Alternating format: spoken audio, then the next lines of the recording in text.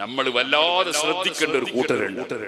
അത് സലഫികളല്ല, ജമാഅത്ത് ഇസ്ലാമി അല്ല, അല്ലെങ്കിൽ തബ്ലീഗ് ജമാഅത്തുകാരല്ല. അതൊക്കെ ശ്രദ്ധിക്കേണ്ട തന്നെ. അതിനേക്കാളും ശ്രദ്ധിക്കേണ്ട ഒരു സാധനം ഉണ്ട്. അതാണ് വ്യാജത്തരീഖത്ത്. വലിയ ദുർമാർഗികളാണ്. അവരെ ദുർമാർഗം എന്താണ്? അവര് സുന്നത്ത് ജമാഅത്തിന്റെ ആലിമീങ്ങളുടെ വിശ്വാസം തകർക്കാൻ വേണ്ടി എന്തും പറയും, എന്തും ചെയ്യും, എന്ത് കളവും പറയും എന്ന് മാത്രമല്ല, സാധാരണക്കാരെ വഞ്ചിക്കാൻ വേണ്ടി അവർ മഖബറയിൽ പോകും. സാധാരണക്കാരെ വഞ്ചിക്കാൻ വേണ്ടി മൗലിദ് ഓതും.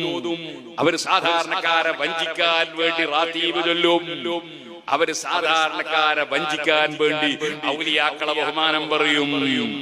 അപ്പൊ ആൾക്കാർ വിചാരിക്കും ഇവർക്ക് കുഴപ്പമൊന്നുമില്ല. അങ്ങനെ വിചാരിച്ചു പോകരുത്. അതും ഈമാൻ തെറ്റിക്കുന്ന പരിപാടി തന്നെയാണ്.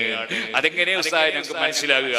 അത് മനസ്സിലായാലും നിങ്ങൾക്ക് ഓരോന്നും എങ്ങനെയാ മനസ്സിലായാലും, നിങ്ങൾക്ക് എങ്ങനെയാണെങ്കിൽ രോഗം ഉണ്ടോ ഇല്ലേ എങ്ങനെയാ മനസ്സിലായാലും, ഡോക്ടറെ കാണിച്ചിട്ട് നിങ്ങൾക്ക് ഒരു മരം മൂന്നുവാജി ഇരിക്കുന്നുണ്ട് ഇവിടെ. മൂന്നുവാജിട്ടുണ്ട്, ഒരുപാട് തേക്കെടുത്ത ആളാണ്. ഒരു മരം അത് തേക്കാണോ അല്ലേ എങ്ങനെയാ മനസ്സിലാകുക?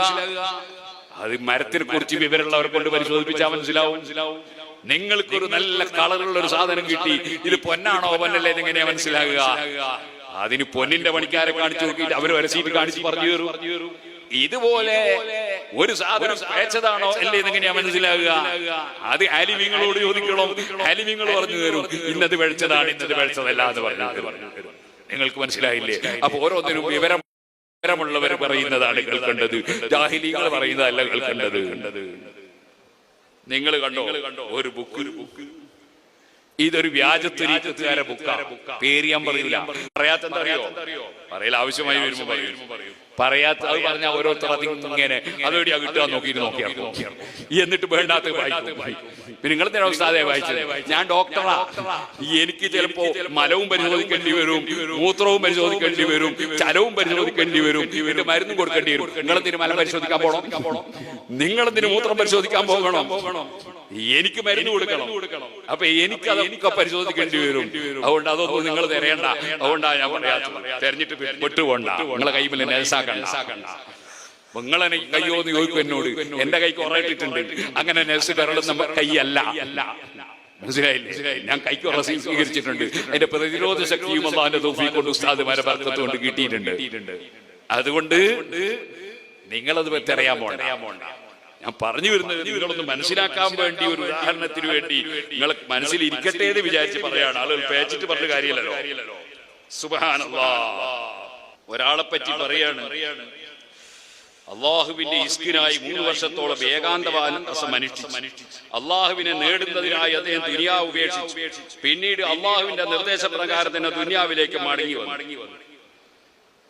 പിന്നെ അയാൾ എന്താ ചെയ്ത്? എല്ലാ മതങ്ങളിലെയും ജനങ്ങൾ മസ്ജിദുകളിലേക്കും ഹിന്ദു ക്ഷേത്രത്തിലേക്കും സിഖ് ക്ഷേത്രങ്ങളിലേക്കും ചർച്ചുകളിലേക്കും ആത്മീയ പ്രഭാഷണങ്ങൾക്കായി മഹാനവറുകളെ ക്ഷണിക്കുകയും അദ്ദേഹത്തിൽ ദിക്റെ ഖൽബ് കരസ്ഥമാക്കുകയും ചെയ്യും.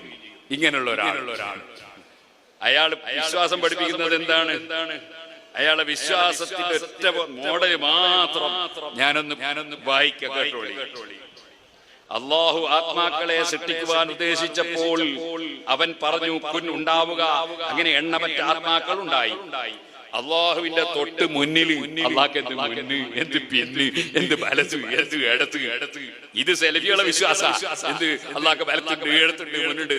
അത് തന്നെയാണ് ഈ കള്ളത്തരീഖത്തുകാരനും പറയുന്നത്. പറയാണ് അള്ളാഹുവിന് തൊട്ട് മുമ്പിൽ കാണപ്പെട്ടത് നബിമാരുടെ ആത്മാക്കളായിരുന്നു. രണ്ടാമത്തെ നിരയിൽ ഔലിയാക്കൾ ആത്മാക്കളും, മൂന്നാമത്തെ നിരയിൽ മോമിനീങ്ങൾ ആത്മാക്കളും, അതിന് പിന്നിലായി സാധാരണ ജനങ്ങൾ ആത്മാക്കളും നിലകൊണ്ടു. അള്ളാഹുവിന്റെ അടുക്കൽ നിന്നും ദൂരെയുള്ള വരിയിൽ സ്ത്രീകളുടെ ആത്മാക്കളും, അതിന് പിന്നിൽ മൃഗാത്മാക്കളും, പിന്നെ സസ്യാത്മാക്കളും, പിന്നെ ധാതു ആത്മാക്കളും കാണപ്പെട്ടു. ഇവര് വിചാരിച്ചു ബാലിന്റെ സാസ് പോലെ അള്ളാഹ് ഒരു സാസ് ഉണ്ടാക്കിയിട്ട് പെണ്ണുങ്ങൾ അങ്ങ് ദൂരെ. അള്ളാഹ് എന്ത് ദൂരെ? അള്ളാഹുവിന് അങ്ങനെ ഒരു ദൂരമുണ്ടോ അള്ളാഹുവിന്?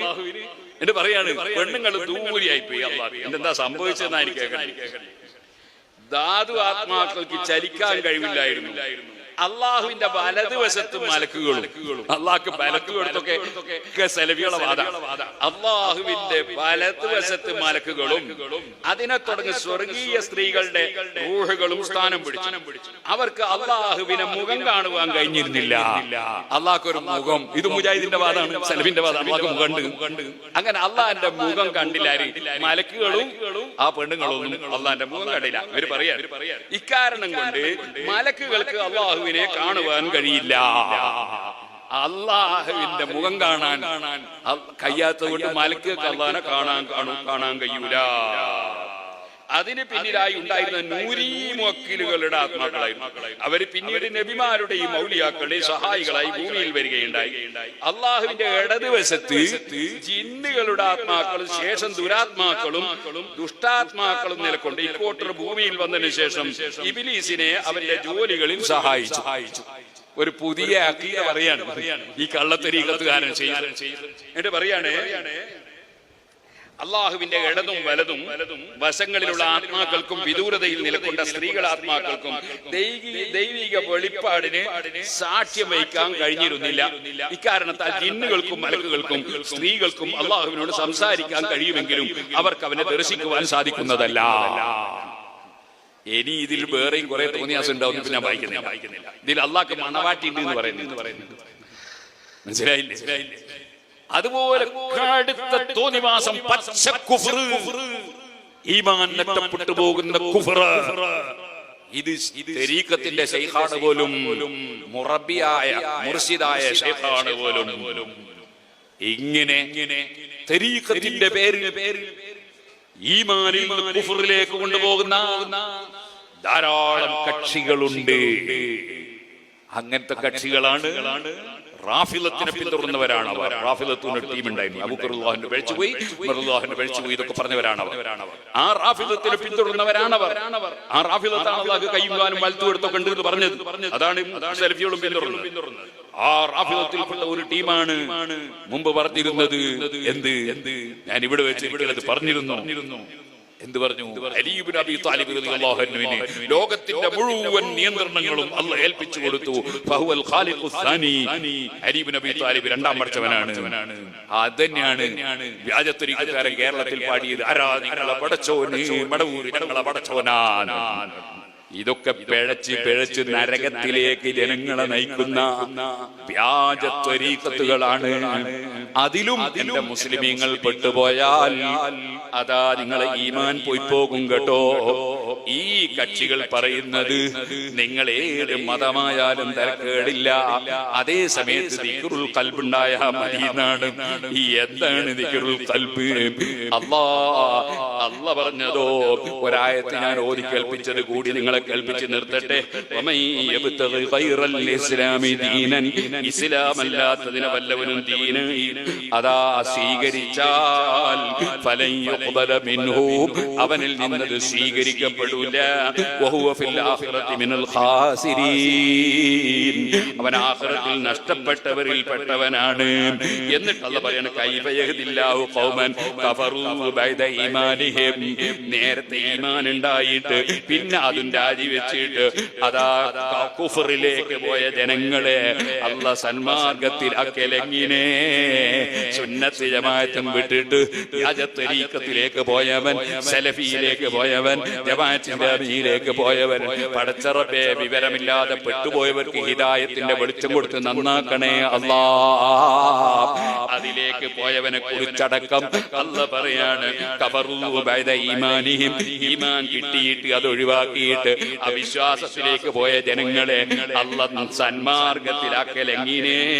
വശഹിദൂ, അവര് സാക്ഷ്യം വഹിച്ചതായിരുന്നു അന്നർ റസൂല ഹഖ്ഖുൻ, അല്ലാഹുവിന്റെ റസൂൽ സത്യമാണെന്ന്. വജാഅഹുൽ ബയ്യിനാത്ത്, അവർക്ക് തെളിവുകളൊക്കെ കിട്ടിയതുമാണ്.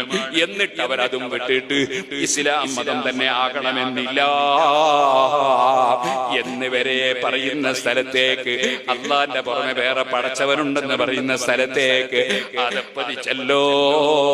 വല്ലാഹു ലാ യഹ്ദിൽ ഖൗമൽ ളാലിമീൻ. അക്രമികളായ ജനങ്ങളെ അല്ലാഹു സന്മാർഗത്തിലാക്കൂല നബിയെ. അവർക്ക് എന്താ കിട്ടാൻ പോകുന്നത്? അല്ലാഹു പറയാണ് പറയാണ് ഉലൈക ജസാഉഹും അവരുടെ പ്രതിഫലം അന്നഅലൈഹിം ലാനത്തുല്ലാഹ് അവർക്ക് അല്ലാഹുവിന്റെ ലാനത്തുണ്ട് നബിയേ വൽ മലായിക അല്ലാഹുവിന്റെ മലക്കുകളെ ലാനത്തുണ്ട് നബിയേ വന്നാസി അജ്മഈൻ എല്ലാ നല്ല മനുഷ്യരുടെയും ലാനത്തുണ്ട് നബിയേ ഇത് തന്നെയല്ലേ നബി തങ്ങൾ പറഞ്ഞത് മൻ അഹദസ വല്ലവനും പുത്തനാശയക്കാരനായാൽ സുന്നത്ത് ജമാഅത്ത് വിട്ടുപോയാൽ ഔ ആവാ മുഹദിസൻ അല്ലെങ്കിൽ പുത്തനാശയക്കാരനെ ചേർത്ത് പിടിച്ചാൽ അവന് വേണ്ട ഒത്താശ മുഴുവനും ചെയ്തു കൊടുത്താൽ ഫഅലൈഹി ലഅനത്തുല്ലാഹ് അവൻ അല്ലാഹുവിന്റെ ലഅനത്തുണ്ട് വൽ മലായിക മലക്കുകളുടെ ലഅനത്തുണ്ട് വന്നാസി അജ്മഈൻ എല്ലാ നല്ല മനുഷ്യരുടെയും ലഅനത്തുണ്ട് ലാ യഖ്ബലുല്ലാഹു മിൻഹു സർഫൻ വലാ അദിലാ അവന്റെ ഒരു ഫർളും സുന്നത്തും അല്ലാഹ് ഖബൂൽ ചെയ്യൂല അതുകൊണ്ട് ശരിയായ സന്മാർഗം സുന്നത്ത് ജമാഅത്താണ് നമ്മളെ ഇമാമിങ്ങൾ പഠിപ്പിച്ചതാണ് സ്വഹാബത്ത് പഠിപ്പിച്ചതാണ് അതാണ് ഖുർആനും ഹദീസും പഠിപ്പിച്ച വഴി അതിൽ മുറുകെ പിടിച്ച് ജീവിച്ച് ഈമാനോടെ മരിക്കണമെന്ന് എന്നോടും നിങ്ങളോടും വസിയ്യത്ത് ചെയ്ത് ഞാൻ